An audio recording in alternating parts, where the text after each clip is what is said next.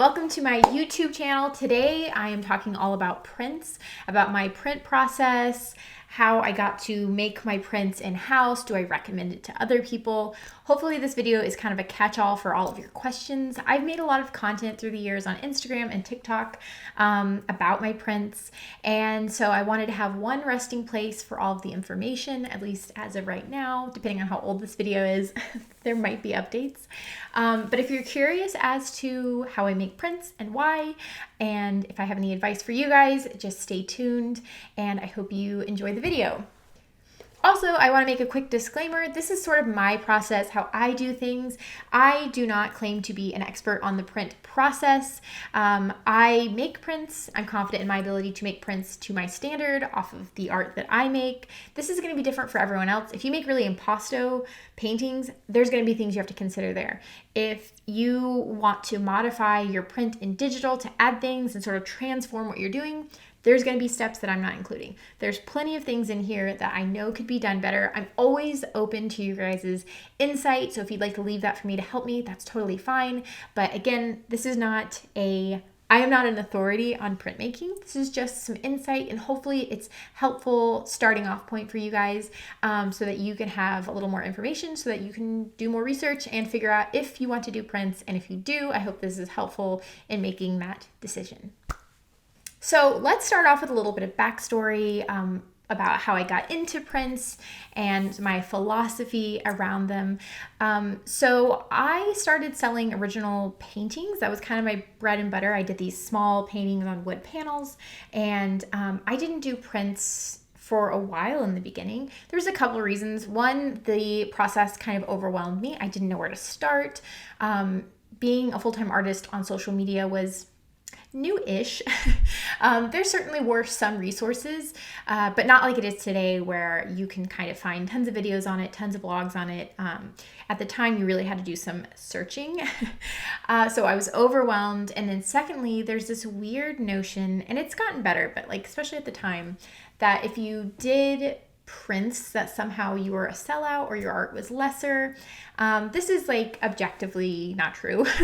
And I'm a big fan or a big proponent of the idea that if you're not hurting anyone in the art world, if you're doing stuff that helps you make money and survive and be able to keep making art, like that's great. Prints are fairly morally neutral. And the second thing is that there was this kind of idea, it still is, but not as much, that if you sold print, that somehow it was lessening the value of your art or it made you a sellout. I don't subscribe to that thinking. I just don't think that's true. I've never felt like it diminishes the quality of my artwork, but again, that's kind of a personal thing, but I don't think that's true. I've sort of gotten over both of those things, and now prints are a pretty solid chunk of my income. They're certainly the most consistent part of my income, which as an artist, consistency is gold.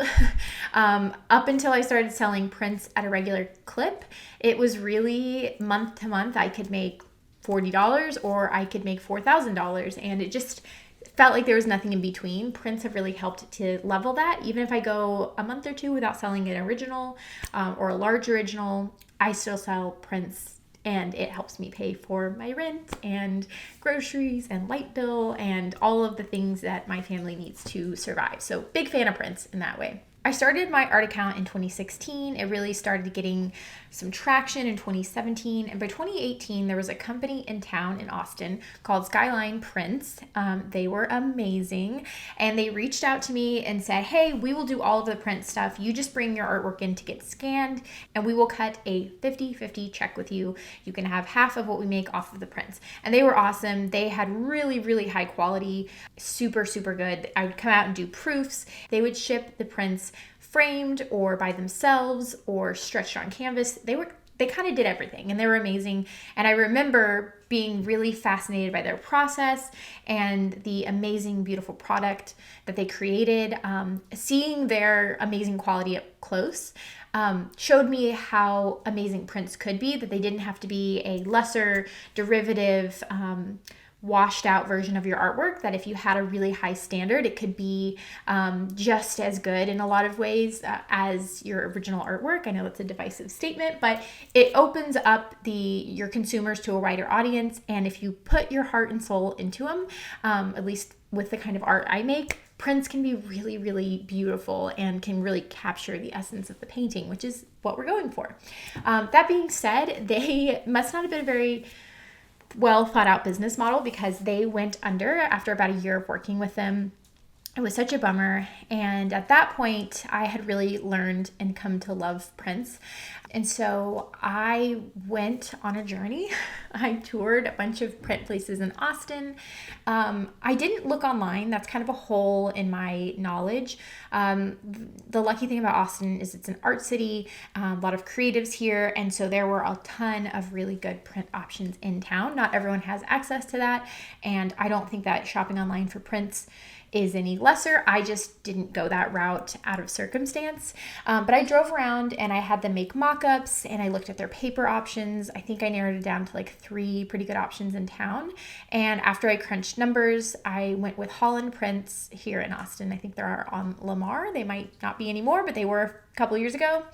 After I selected Holland Print, what I did was I went in with my best-selling paintings, the ones that I knew I could sell prints of. Either they had sold successfully through Skyline or had gotten a large reaction from my audience on Instagram. And I picked about 20 of them.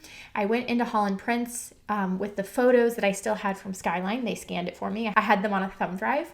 And I went in and I think I did 10 of each print on German etching paper. German etching paper was the paper that I liked the most. I liked the weight of it, the texture. I liked that it was matte. It really absorbed color well and maintained its vibrancy. I tried things like photo rag and some other ones, but German etching paper was my favorite. Here's a tip for you. Remember, when you're getting prints and you're shopping around places to make prints, remember that you're the customer. So as artists, we're so used to providing the customer service and being on top of our game and answering people and sort of bending over backwards to help our customers out, that we can sometimes forget that in this situation, we're the customer when we're shopping for a place to make our prints out of our art. So take advantage of that. A lot of times these companies will write into their bottom line, or how they break down their finances at the end of the month, the fact that people want proofs and they want to see what their work looks like on different paper. Just remember, you can ask to see your work on different paper. Sometimes they charge for that, sometimes it's complimentary, but remember, you have the power to do that. So take this process of shopping different places to get your prints done as also an investigative phase for you, so you can look and discover what you like. And knowledge is power. Write notes down, write them in your phone, write on a piece of paper, what you like, what you don't like. Knowledge is power. So I learned a lot during this process. But I went and had these set number of prints made, and I took them to an art show. We have a art show that features a bunch of different artists here in Austin called East Austin Studio Tours. A lot of foot traffic, and so I made a goal to sell all of those prints because it was an investment. So I invested about $1,000 into these prints. I had the money saved up from selling originals, and I took that, and it was a big chunk of my savings. But I remember thinking, if I can make all of this money back, then I will buy a printer. That was my thought process. I wanted to be in control of my prints. I didn't want to have to drive into town. I knew that when I thought about my business plan, making them in-house sounded like something I wanted to do. I like the process. Not everyone does. That's totally fine. But for me, it was something that I didn't mind spending time and effort on. I also like the idea that I controlled the customer service. So if there was a slight blemish or someone didn't like something, I appreciate the fact that if I made them in-house, that I could just reprint another one. Don't have to ask anyone. Don't have to take, reorder or anything like that. So I always wanted my own printer. So having my own printer was on my radar, right? But I also wanted to prove concept, because I didn't want to go out and spend, $1,000-$2,000 on a high quality, really nice printer to make fine art prints just to sell one every other week. And, I didn't have the money to risk that. We were on a pretty tight budget as far as what I could spend for art. Art supplies are expensive, time is money. And so I remember my plan was to take and spend about $1,000 in prints, and then take them to this art show in Austin where there was high foot traffic. And if they sold, it did 2 things for me. One, I was able to take that principal investment and multiply it, and then have more money to invest back into my business, i.e. into prints. And the other thing was that it was a proof of concept. So for me, it seemed like a pretty smart business plan. So I took all my prints to East Austin Studio Tour, and I by far sold more prints than originals. Obviously, I will say on the side, there's a risk. When you sell prints, you're a little less likely to sell originals. I've noticed that a little bit, but there's a market for both. Some people are originals people and they will buy an original this big versus a wall-sized print. And some people would rather have the image. People are attached to different parts of your art. And so I personally have never felt like my print customer base has taken a huge chunk out of my original customer base. From what I can tell, it's going to be different for everyone, but I digress. So selling the prints at the art show was a success. I sold almost all of them.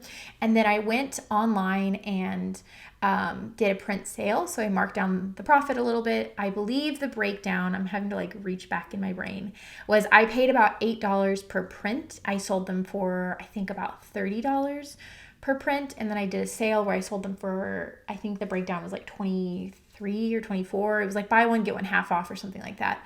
Or buy two, get one free. Something like that. So there was a markdown, but I still was able to make profit even with that markdown. And I remember I didn't touch any of the money I made from prints, kept it in its own little pot. And I took that money and I invested it into a printer, paper, ink, shipping supplies, because I needed to get a whole new set of supplies for like the flat mailers and stuff. And I was off to the races. And that was the East Austin Studio Tours was in the fall of 2019. And I bought my printer that winter, I think maybe in December. And ever since, printing and prints have been a pretty major part of my business. So I definitely recommend it. That's kind of my philosophy. I will say, when you're factoring in your expenses and buying a printer, plan for getting it wrong. So make sure that in that investment, you also put paper that you're going to mess up on. I bought some nice cardstock, and I remember working on that while I was figuring out the printer. I watched a ton of YouTube videos, and we a couple times called the Epson people. The other nice thing about the printer I have, and I'll go into the details later, is that Epson has a really good hotline. I was able to talk and troubleshoot a couple of issues I had. The issues were almost certainly operator error. Anytime I do anything techie, I'm quickly humbled. My brain does not work that way. So probably you won't have as many issues as I did, but I had a learning curve. Me and my husband figured it out. At the time, he was still working his writing job, so it was pretty much just a me thing. But I figured it out. YouTube videos are great. I will, if you guys want, anyone views this, I will link a couple of the videos that really helped me with my printer. One of the guys is amazing, and he does like a review on like every printer, and he's so funny and personable. I'll try to link him down below, but I did that. I did my homework and I still messed up a bunch. So just make sure when you're budgeting it out, acknowledge that you're going to waste some paper, maybe buy some cheaper paper while you're figuring out the basics. And then you'll have to print on your nice paper to figure out the color balance. And even now still, if I break down my numbers, I always add in a buffer for just customer service issues. You know, if anyone, sometimes I have great customers. Let me just start by saying that. I could not be more happy with the people who buy from me. I mean that deeply in my heart. But, you know, 1 out of every couple hundred are people who I just don't think, they just are very happy very often. So just budget for that. That's fine. No big deal. I don't want to invite people who like want to scam me, but it happens sometimes. So I budget that. And then I also budget operator error. Into my breakdown for my costs and everything. So that being said, the perk of having your own printer is there's so many of them, in my opinion, which is why I went with it. But I'm biased. Now I'm going to go over all the pros and the cons of having your own printer versus doing a drop shipping or even waiting on prints. There's plenty of pros. Obviously, that's why I chose it. But there's also things that I think I wish I would have known about having my own printer. So pros and cons of having your own printer at home. So I personally think there's a lot of pros. That's why I went with that choice. But I think it's important to talk about all the good and the bad that comes with having your own printer versus having a drop shipper or even just not doing prints at all. So the biggest pro off the top of my head, or at least the one that might feel the most obvious, is the price breakdown. You pay quite a bit more because you're paying a third party when you do third-party prints. So whether that's drop shipping or you do prints in town and you ship them yourself, you are paying other people to do work that you could do. And so there is a price for that. And it's not just the price of what you're doing. They also have to factor in a profit so they can keep their lights on and pay employees and etc., which totally makes sense. But if you don't want to pay that, if you are really concerned with the bottom line, printing your prints at home might be something that piques your interest.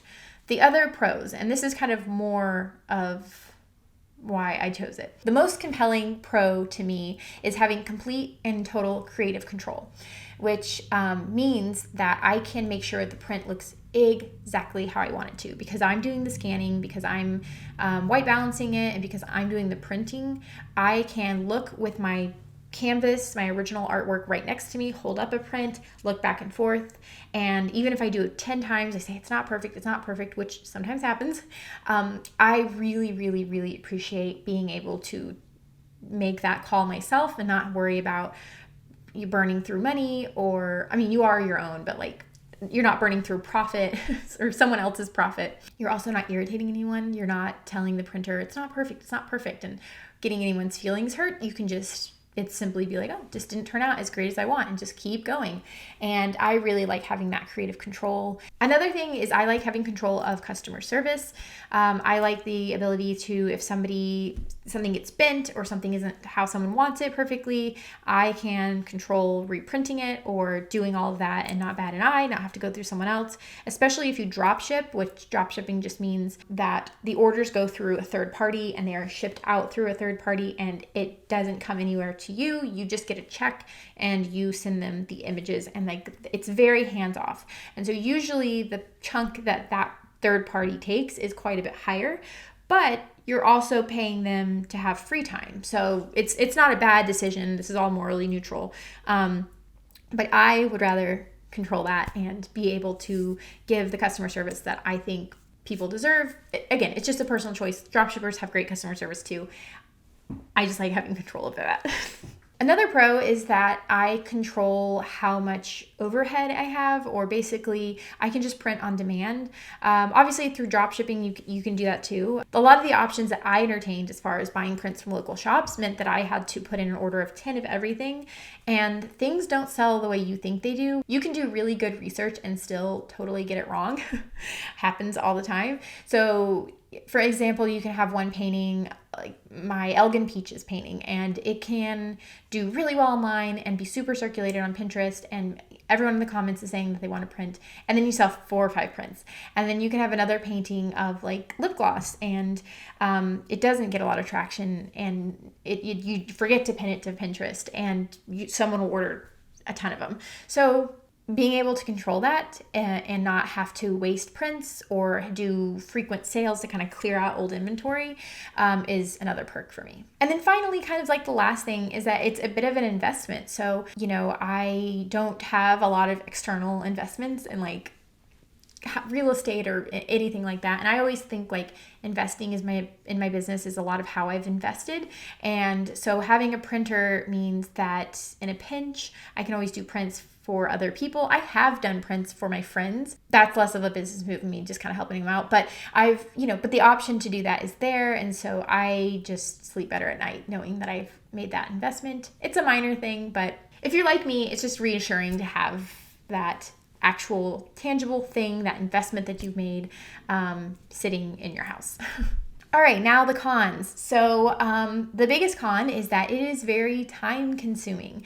It takes a lot of our day. In fact, we have hired a family member, which I'm so happy to be able to like help, and they help me, and it's been a very wonderful symbiotic relationship.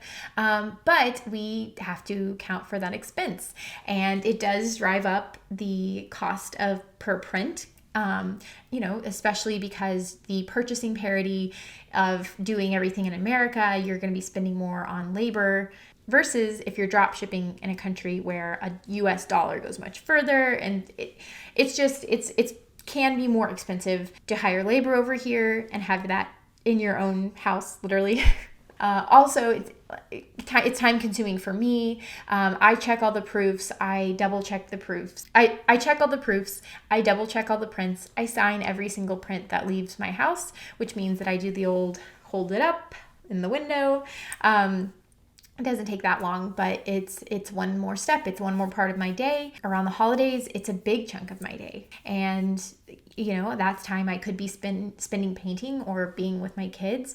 And some people, that's a deal breaker. They don't have the time to do that. And so drop shipping or some other print option or no prints is going to be the best option for them. And I totally understand that. Another con is that you have to remember to purchase all of the components. So it can be, this kind of ties into time, but it's also, I thought it was enough of a difference to include it. But you have to buy ink, you have to buy shipping supplies for your prints, you have to buy cleaners for your printer. We have an air purifier in that room, and we have to, of course, buy paper, and ink is incredibly expensive. So it's a lot. We have to stay up on top of it. If we advertise that we have prints and someone buys it and we're low on inventory, that could mean they could wait for weeks. And so you have to stay on top of it. We are pretty good about not getting behind for the most part, but there's shipping delays and stuff right now. I'm filming this in 2022. Hopefully you're watching this in a time where that's not as much of an issue. I really hope this ages well. But so it's just another component. It's another part of what you're having to calculate into your business, and it's just something to consider. So this last point is going to be a little bit different for everyone, but something you may want to consider is if your artwork, let's say you sell watercolor on paper and you are just starting out and you're selling it at a entry-level, approachable price point. In order to sell prints and to take into account all of the cost, you may end up in a situation where your original work isn't that far off of your prints. And I would always encourage people to maybe avoid this scenario, maybe just put off prints for a little bit until you're a little further in your career and you can charge a little bit more or become more confident. I don't know exactly, but if they're too close in price, you might divert all of your people who would buy originals to prints. Now, if your price point is way different, so you're selling originals for $500, $600, that's your most affordable original, and you're selling 8x10 prints for $40. I guess I can't guarantee anything, it's the internet, but I can assure you for the most part that most people, you're not taking someone who would spend $400 and diverting them to $40.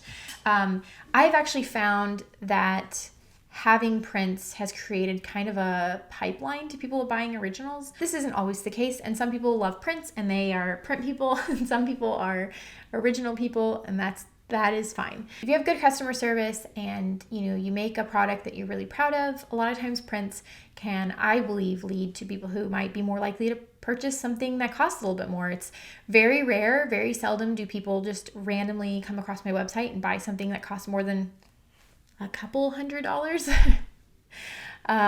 Most of the time, people want to feel connected to you, and if you do a good job selling something like a print, that helps foster that relationship. So, just keeping an eye on what prints might do to your originals is something worth kind of keeping an eye out on.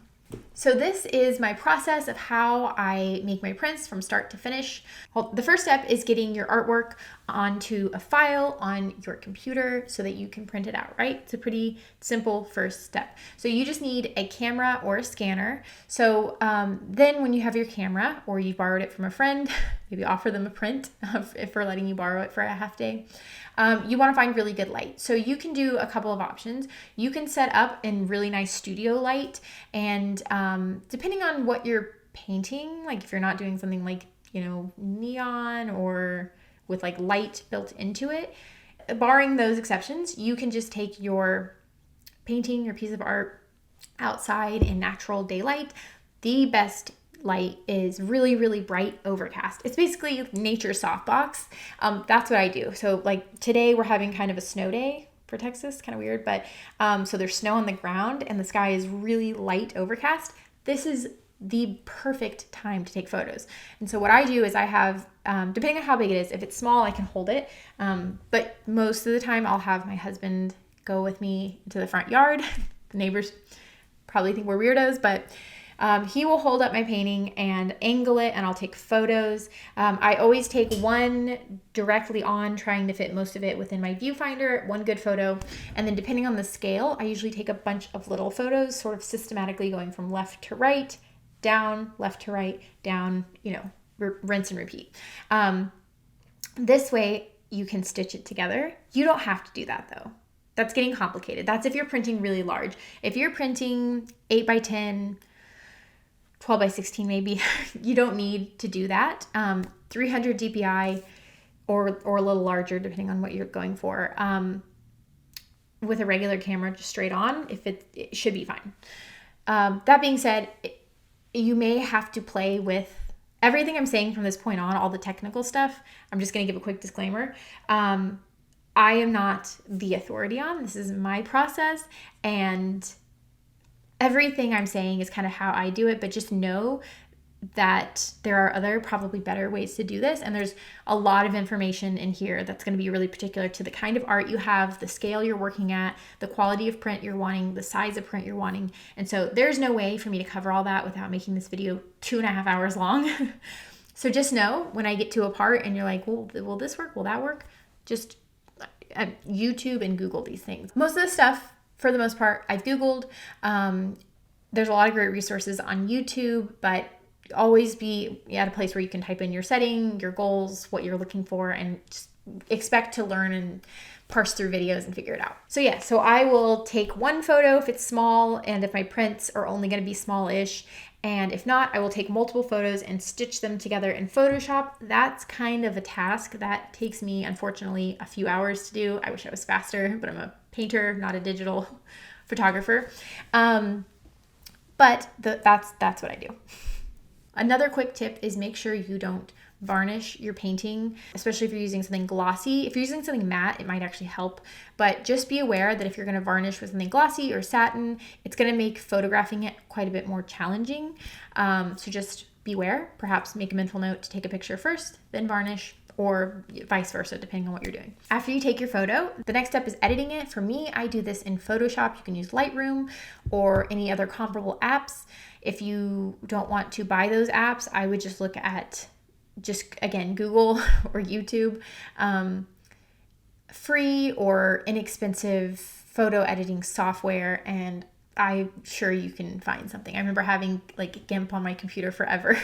And that was I got it free because it was in German or something. So there's ways around things, but anyways, but don't do anything illegal. So then when I get it into Photoshop, I like to edit my photo in Photoshop with my painting nearby and visible, because you're trying to get your print to look as close to what your painting looks like in real life as humanly possible.